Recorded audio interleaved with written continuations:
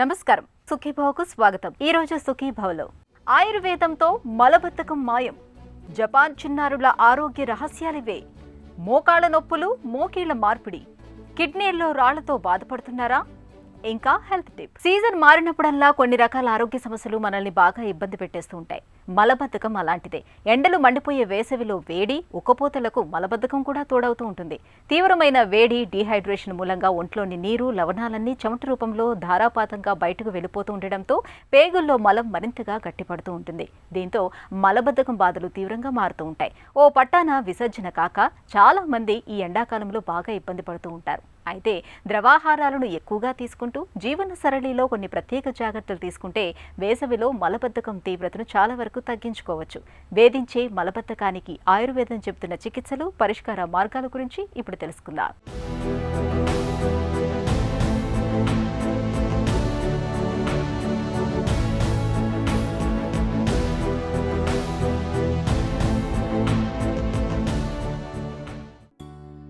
ఏ బద్ధకాన్నైనా భరించవచ్చు, కానీ మలబద్ధకాన్ని భరించడం మాత్రం మహా కష్టం. పొద్దున లేచిన దగ్గర నుంచి ఒకటే ఎదురుచూపు చూడాల్సి వస్తుంటుంది. పొట్టంతా వేదనగా, ఏదో తెలియని అసౌకర్యంగా అనిపిస్తుంటుంది. ఈ సృష్టిలోని లక్షల జీవరాశుల్లో ఏ ప్రాణికి లేనిది ఒక్క మనిషిలో మాత్రమే కనిపించేది మలబద్ధకమేనంటే అతిశయోక్తి లేదు. నీరు తక్కువగా తీసుకోవటం, ఆహారంలో పీచు పదార్థాలు లోపించడం, బేకరీ ఫుడ్స్, ఫాస్ట్ ఫుడ్స్ ఎక్కువగా తీసుకోవటం, మాంసాహారం తినటం, గ్యాస్ట్రిక్ సమస్యలు, జీర్ణ సంబంధ సమస్యలు ఎక్కువగా ఉండటం, సమయానికి మల విసర్జన చేయకపోవడం, రాత్రిళ్లు ఎక్కువగా మేల్కొని ఉండటం, మానసిక ఒత్తిడి, ధూమపానం, మద్యపానం వంటి చెడు వ్యసనాలు, యాంటీబయాటిక్ మందుల్ని అతిగా వాడటం ఇవన్నీ మలబద్ధకాన్ని తెచ్చిపెట్టేవే. ఇక తీవ్రమైన వేడి, ఉక్కపోతలు, ఒంట్లో ద్రవ్య నష్టం మూలంగా వేసవిలో మలబద్ధకం బాధలు మరింతగా పెరుగుతాయని చెబుతారు ఆయుర్వేద నిపుణులు. సమ్మర్లో అంటే ఎండాకాలంలో నీళ్లు తాగినా కానీ, ఎంత నీళ్లు తాగినా కానీ వాళ్ళు తినే ఆహారాన్ని బట్టి రకరకాలైన మసాలాలు, అలాగే పచ్చళ్ళు లాంటివి తింటూ ఉంటారు ఎండాకాలంలో ముఖ్యంగా. అప్పుడు కూడా వీళ్ళకి మలబద్ధకం అనేది ఏర్పడుతూ ఉంటుంది. సో దీనికి ఎటువంటి విధమైన ఆహారం తీసుకోవాలంటే చాలా మటుకు ఏంటంటే పీచు పదార్థాలు తినడం ద్వారా చాలా మంచిగా విరేచనం అవుతూ ఉంటుంది. ఎందుకంటే రోగ కారణం చేత మలబద్ధకం ఉండొచ్చు, మందుల వల్ల మలబద్ధకం ఉండొచ్చు, ఎన్నో రీజన్స్ ఉంటాయి. కాబట్టి మనం ఆహార నియమాల ద్వారా మలబద్ధకాన్ని సరిచేసుకోవడానికి చూడాలి. ముందుగా మనం ఆహారంలో ఆకుకూరలు లాంటివి అధికంగా తినాలి. అన్నిటికంటే చక్కగా పనిచేసేది, చాలా ఫ్రీగా మోషన్ అయ్యేందుకు హెల్ప్ చేసేది ఏంటంటే తోటకూర. ప్రతిరోజు తోటకూర కొంత ఒక 50 గ్రాముల దాకా తినేవాళ్ళకి మలబద్ధకం ఉండనే ఉండదు. ఇది ఏ వయసు వాళ్ళకైనా తినచ్చు. ముఖ్యంగా షుగర్ ఉన్న వాళ్ళకి ఇంకా మంచిది. వాళ్ళకు కూడా కాన్స్టిపేషన్ ఉంటుంది, కొన్ని సైకాట్రిక్ మెడిసిన్స్ వాడినప్పుడు కూడా ఉంటుంది. కాబట్టి ఆకుకూరల్లో ముఖ్యమైనది ఏంటంటే తోటకూర కూడా. అంటే అన్ని కూరగాయలు కూడా బాగా నూనె వేయకుండా వండినప్పుడు మలబద్ధకం తగ్గడానికి అవకాశం ఉంటుంది. ఇది కాకుండా ఏంటంటే మంచినీళ్ళు ఎక్కువ తాగాలి. రోజుకి 3 లీటర్లు నీళ్లు తాగడం ద్వారా, అంటే మనం భోజనానికి ఒక గంట ముందర నీళ్లు తాగి, మళ్ళీ భోజనానికి ఒక గంట తర్వాత భోజనం అయ్యాక తాగితే కూడా వాళ్ళకి తిన్న ఆహారము జీర్ణం అవ్వడానికి సహాయపడుతుంటుంది. ఇంకా దాహం వేసినప్పుడు కూడా ఆపుకోవడం అనేది తప్పది. బాగా నీళ్లు తాగడం ద్వారా కూడా మంచిగా అరుగుతుంది. అలాగే వీళ్ళకి మలబద్ధకం అనేది రిలీఫ్ వస్తుంది. ఇంకొక ముఖ్య విషయం ఏంటంటే నాన్ వెజిటేరియన్స్ ముఖ్యంగా చికెను, మటను తిన్నప్పుడు చాలామంది నీళ్ళు లాంటివి తాగరు. అలాంటివి చాలామందికి మలబద్ధకం అనేది బాగా నూనెల్లో వేయించిన పదార్థాలు తినడము, అలాగే మటన్, చికెన్ లాంటివి ఎక్కువగా నూనెలో వేయించి తిన్నప్పుడే సమస్య వస్తుంది. కాబట్టి దీనికి విరుగుడుగా ఏం చేయాలంటే ముల్లంగి మన ఇళ్లలో దొరుకుతూ ఉంటుంది. ముల్లంగిని ఉడకపెట్టకుండా వాడడం అనేది ఒక విధానం ఉంది. ఏంటంటే ముల్లంగిని ఎప్పుడైతే మనం ఉడకపెట్టామో దాంట్లో ఈ ఔషధ తత్వాలు తగ్గిపోతూ ఉంటాయి. ముల్లంగి మీద చొక్కు తీసేసి దాన్ని బాగా గ్రేట్ చేసి దాంట్లో కొంచెం నిమ్మరసం పిండి తింటే కనుక ఏదైనా నాన్ వెజిటేరియన్ తిన్నప్పుడు తప్పనిసరి మలబద్ధకం అనేది తగ్గడానికి అవకాశం ఉంటుంది. ఇదే కాకుండా ఏంటంటే ఉల్లిపాయలు కూడా సహాయపడుతుంటాయి. నాన్ వెజిటేరియన్ ఫుడ్ తిన్నప్పుడు పచ్చి ఉల్లిపాయలు తినాలి. దానివల్ల కూడా మలబద్ధకం అనేది తగ్గడానికి అవకాశం ఉంటుంది. మలబద్ధకం బాధలు తీవ్రంగా ఉన్నప్పుడు కొన్ని చిట్కా వైద్యాలను ప్రయత్నిస్తే మంచి ఫలితం ఉంటుంది. ప్రతిరోజు ఓ చిన్న గ్లాసుడు క్యారెట్ జ్యూస్ లేదా క్యాబేజీ రసం, ద్రాక్షరసం లాంటివి తీసుకుంటే మలబద్ధకం మన నుంచి దూరంగా పారిపోతుంది. అలాగే అత్తిపండు, బాగా మిగలమగ్గిన అరటి పండ్లను తినటం వల్ల విరేచనం సాఫీగా అయ్యే అవకాశం ఉంటుంది. ప్రతిరోజు ఏదో ఒక పళ్ల రసాన్ని తాగడాన్ని అలవాటు చేసుకోవటం వల్ల మలబద్ధకం లేకుండా ఉంటుంది. అనాస, మామిడి, సీతాఫలాలు తింటే విరేచనం సాఫీగా అవుతుంది. మారేడుకాయ పండిన తర్వాత గుజ్జు తింటే మంచి విరేచనకారిగా పనిచేస్తుంది. కరక్కాయ, ఉసిరికాయ, తానికాయ కలిపిన త్రిఫలా చూర్ణాన్ని ప్రతిరోజు తీసుకుంటూ ఉంటే విరేచనం సాఫీగా జరుగుతుంది. 1 టేబుల్ స్పూన్ కరివేపాకు పొడిని తేనెతో కలిపి తీసుకున్నా మంచిదే. 1 చెంచా ఆముదం వేడి చేసి రాత్రిపూట తీసుకుంటే అది మంచి విరేచనకారిగా పనిచేస్తుంది. రాత్రిపూట గుప్పెడు ద్రాక్ష పండ్లను నీటిలో నానబెట్టి తర్వాతి రోజు ఉదయాన్నే ఆ నీటిని తాగుతుంటే మలబద్ధకం బాధలు ఉపశమిస్తాయి.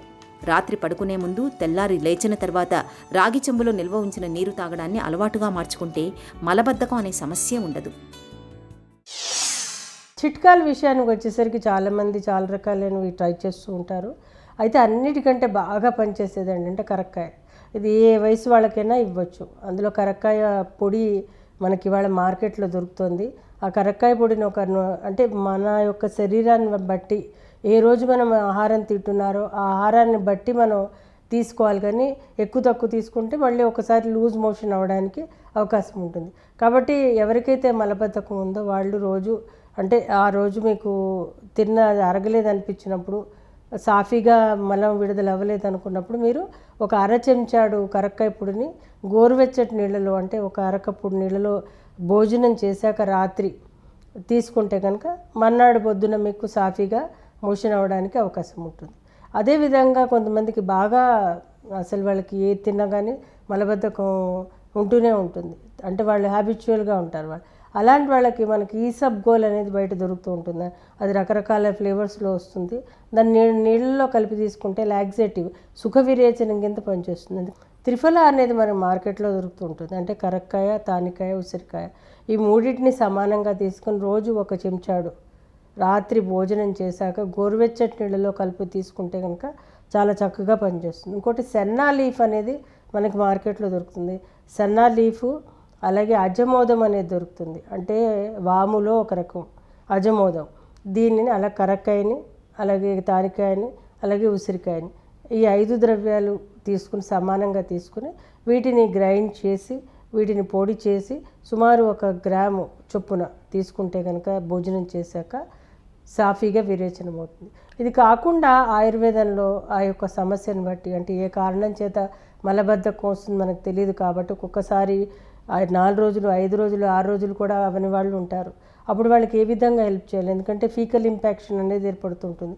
ఆ కింద భాగం ఎప్పుడైతే వాళ్ళు 2 రోజులకు వెళ్ళరో అప్పుడు అదంతా గట్టిగా అయిపోయి వాళ్ళు మలం విడుదల చేయడానికి చాలా ఇబ్బంది పడ్డము, అసలు రాకపోవడం జరుగుతుంది. అప్పుడు దానికి ఏ విధమైన చికిత్స చేయాలనేది డాక్టర్ ద్వారా తెలుస్తుంది. అయితే చాలా రకాలైన ఔషధాలు ఉన్నాయి. అందులో అభయాది మోదకం అని, అభయ అరిష్ట అని, అలాగే త్రిఫలా చూర్ణం అనేది, అలాగే పంచసకార చూర్ణం అని, ఇంగ్వాష్టక చూర్ణం అని, అవిపత్రిక చూర్ణం, చాలా రకాల మందులు ఉన్నాయి న్యాచురల్ మెడిసిన్స్.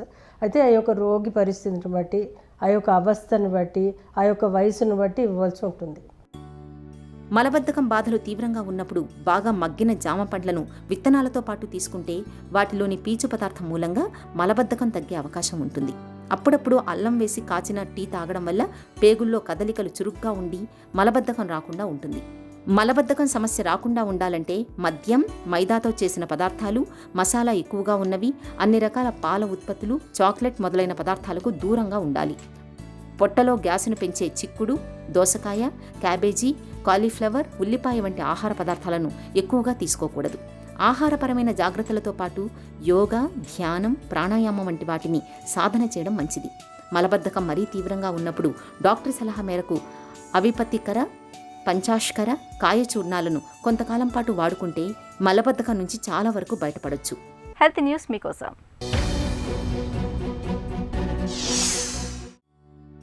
జపాన్ చిన్నారులు ప్రపంచంలోనే అత్యంత ఆరోగ్యవంతులుగా గుర్తింపు పొందారు. మెడికల్ జనరల్ లాన్సెట్ అధ్యయనం ప్రకారం జపాన్లో పుట్టిన వారు ఆరోగ్యంగా ఉండటమే కాకుండా దీర్ఘాయువును కలిగి ఉంటారు. ప్రపంచవ్యాప్తంగా పిల్లల్లో ఊబకాయం, మధుమేహం కేసులు పెరుగుతున్నాయి. అయితే పలు రికార్డులను పరిశీలిస్తే జపాన్లో అటువంటి కేసులు చాలా తక్కువగా ఉన్నాయి. జపాన్ చిన్నారుల ఆరోగ్య రహస్యం ఏమిటో తెలుసుకునేందుకు నిపుణులు ప్రయత్నించి పలు వివరాలను వెల్లడించారు.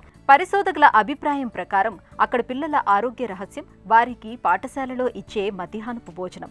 మధ్యాహ్నపు భోజనంలో తక్కువ క్యాలరీలు కలిగినవి, పోషకాలు ఎక్కువగా ఉండేవి, తేలికగా జీర్ణమయ్యే ఆహార పదార్థాలను ఇస్తారు. పిల్లల మధ్యాహ్న భోజనంలో కాల్చిన చేపలు, స్వీట్ కార్న్ సూపు, పాలు వంటివి ఉంటాయి. వీటిలో కొవ్వు చాలా తక్కువగా ఉంటుంది. జపాన్లో వంటకాలను ఉడకబెట్టడం, ఆవిరి చేయటం లేదా బేకింగ్ చేయటం ద్వారా తయారు చేస్తారు. నూనెలు, మసాలాల వాడకం తక్కువ. వారి ఆహారంలో తక్కువ కొవ్వు, ఎక్కువ పోషకాలు ఉంటాయి. ఇవే కాకుండా స్థానికంగా లభించే పండ్లు, కూరగాయలు ఉంటాయి. బిజినెస్ ఇన్సైడర్ నివేదిక ప్రకారం జపనీస్ పిల్లల ఆహారంలో పిజ్జా లేదా పాస్తాకు బదులుగా బ్రౌన్ రైస్ ఉంటుంది. ఇది ఎంతో ఆరోగ్యకరమైనదిగా పరిగణిస్తారు. ఇక స్కూలుకు వెళ్లే పిల్లల్లో 98.3% మంది కాలినడక లేదా సైకిల్ పైన మాత్రమే వెళ్తారు. దీంతో వారిలో ఊబకాయం సమస్య ఉండదు. పాఠశాలలో శారీరక శ్రమకు కూడా ప్రాధాన్యత ఇస్తారు. ఆహారం, పానీయాల విషయంలో పిల్లలపై ఒత్తిడి తీసుకురాకూడదని, వారికి తగినంత విశ్రాంతి ఇవ్వాలని, చక్కటి వాతావరణాన్ని కల్పించాలని, రోజుకు ఒక్కసారైనా వారితో కలిసి కూర్చొని భోజనం చేయాలని జపాన్కు చెందిన పోషకాహార నిపుణులు తల్లిదండ్రులకు సలహా ఇస్తున్నారు. వయసు పెరుగుతున్న కొద్దీ ఒంట్లో జవసత్వాలు క్షీణించిపోవటం సహజమే. అలాగే మన శరీరానికి ఆధారమైన ఎముకలు, కీళ్లల్లో కూడా క్రమంగా అరుగుదల కనిపిస్తూ ఉంటుంది. ముఖ్యంగా మన కదలికలకు మూలమైన మోకీళ్లు అరిగిపోవడంతో పాటు వాటిలో గుజ్జు కూడా క్రమంగా తగ్గిపోతూ వస్తుంది. ఫలితంగా చాలా మందికి మోకాళ్ల నొప్పులు మొదలైపోతూ ఉంటాయి. ఇలాంటప్పుడు పోటెత్తే మోకాళ్ల నొప్పులను తట్టుకునేందుకు మందులు, వ్యాయామాలు, పెయిన్ కిల్లర్లు, అవసరమైతే మోకాలి చిప్పల్లోకి ఇచ్చే ఇంజెక్షన్లు, చివరికి మోకీలు మార్పిడి దాకా వెళ్లాల్సి ఉంటుంది. ఈ నేపథ్యంలో మోకాళ్ల నొప్పుల గురించి, మోకీలు మార్పిడి ఆపరేషన్ గురించిన పూర్తి వివరాల్ని ఇప్పుడు తెలుసుకుందాం. నీ పెయిన్ మనం అనుకున్నప్పుడు దాన్ని ఓన్లీ స్టేజెస్ అన్నప్పుడు అది స్టేజెస్ ఆఫ్ ఆర్థరైటిస్లో ఉంటుంది. Stages of arthritis only forms ఒక small part of knee pain అండి. సో నీ పెయిన్కి కారణాలు చాలా ఉంటాయి. దాంట్లో ఒక 10% కారణం ఆర్థరైటిస్. దాంట్లో స్టేజెస్ ఉంటాయి. So stage 1, stage 2, stage 3, stage 4 అంటాము. సో స్టేజ్ 1, స్టేజ్ 2 మామూలుగా మందులు, ఫిజియోథెరపీ, ఎక్సర్సైజ్తో తగ్గిపోతుంది, లైఫ్ స్టైల్ చేంజెస్తో. దీనికి ఈ డయాగ్నోస్ చేసే స్టేజెస్లో మనం ఓన్లీ ఎక్స్రేతోనే తెలిసిపోతుంది.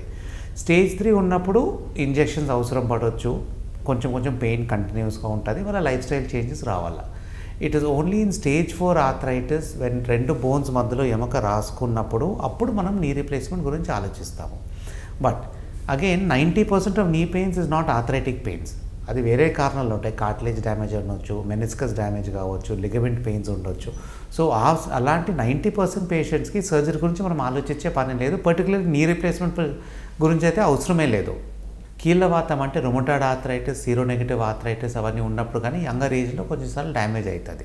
సో అట్లా డ్యామేజ్ అయినప్పుడు మనం నీ రీప్లేస్మెంట్ చేస్తాం. కానీ ఏ పేషెంట్కి నీ రీప్లేస్మెంట్ అవసరం ఉన్నా కానీ వాళ్ళని సపోజింగ్ వాళ్ళ routine activities, day to day పనులు, బయట తిరిగేది అన్నీ వాళ్ళు అంత ప్రాబ్లం లేకుండా చేసుకోగలిగితే నీ రీప్లేస్మెంట్ పోస్ట్పోన్ చేస్తామని చెప్తాం. ఎందుకంటే మనం ఎప్పుడు రీప్లేస్ చేసినా కానీ దానికి ఒక లైఫ్ ఉంటుంది. మనం ఇప్పుడు 50 years ఏజ్లో ఎవరికైనా చేసినామనుకో, బట్ ఏజ్ ఆఫ్ 70-75 లోపల వాళ్ళకి మళ్ళీ ఇంకొక సర్జరీ అవసరం పడుతుంది. So unless the surgery is essential, అంటే వాళ్ళకి బాధపడుతుంటే డైలీ యాక్టివిటీ వాళ్ళు కష్టంగా ఉండి వాళ్ళ డైలీ యాక్టివిటీ చేయలేకపోతేనే మనం సర్జరీ చేయాలి. అస్తమానం నడుము కింది భాగంలో నొప్పి వచ్చిపోతూ ఉంటే మనసు మూలాల్లో ఎక్కడో కిడ్నీలో రాళ్లు గురించిన అనుమానం మొదలవుతుంటుంది. స్కానింగ్లో కిడ్నీ స్టోన్స్ ఉన్నాయని తెలియగానే మనలో చాలామందికి గుండెలో రాయి పడ్డట్టుగా అవుతుంటుంది. ఇక అప్పటి నుంచి ఆహారంలో 1,00,000 పథ్యాల్ని పాటించడం మొదలు పెడతారు. అలవాటు లేకపోయినా నీళ్ళు ఎక్కువగా తాగటానికి ప్రయత్నిస్తూ ఉంటారు. నిజానికి కిడ్నీల్లో రాళ్లకు ఇవాళ ఆధునిక వైద్యంలో చక్కటి మందులు, చికిత్సలు అందుబాటులో ఉన్నాయి. కిడ్నీల్లో రాళ్లు ఏర్పడటానికి కారణాలు, వాటిని తొలగించే మార్గాల గురించి డాక్టర్ని అడిగి ఇప్పుడు తెలుసుకుందాం.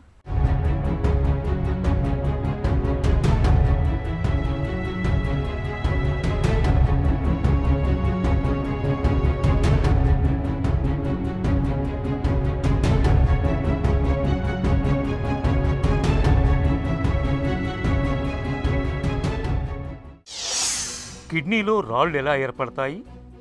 లిక్విడ్ పార్ట్ ఉంటుంది, సాల్యూట్ అంటే సాలిడ్ కాంపోనెంట్ ఉంటుంది.